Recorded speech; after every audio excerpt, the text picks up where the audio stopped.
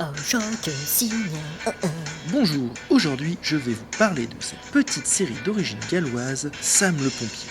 Nous allons donc, comme son nom l'indique, suivre les aventures de Sam le Pompier dans la petite ville de Pondypandy, un nom obtenu par le mélange de deux villes du pays de Galles. Merci Wiki. Ce village a quelque chose de bien particulier.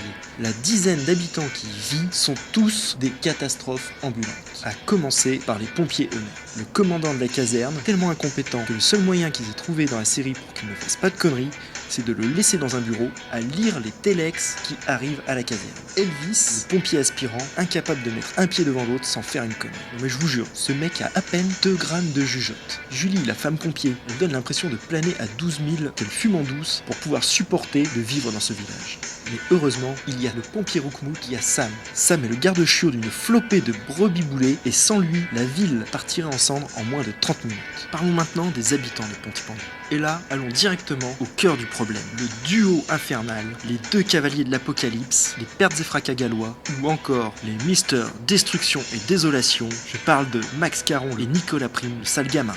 Max, c'est le monsieur répare-tout de la ville, mais il est incapable de planter un clou sans que ça prenne feu ou que ça explose. Vient ensuite Nicolas Prime, la pire catastrophe que l'humanité n'ait jamais connue.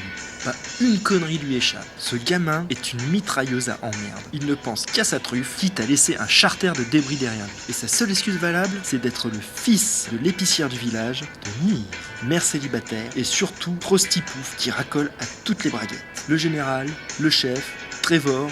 Mais au fait, mère célibataire, Sam, Roukmout et Nicolas Prime, Roukmout aussi. Ou putain, ça expliquerait pourquoi Sam ne l'a jamais trucidé. C'est son fils. Et puis bon, les impôts que doivent payer les 12 habitants de la ville. La caserne de pompiers possède un hélico, un camion, une jeep, un quad, 2 bateaux, un centre de sauvetage en mer, un centre de sauvetage en haute montagne. Ça doit taper quand même.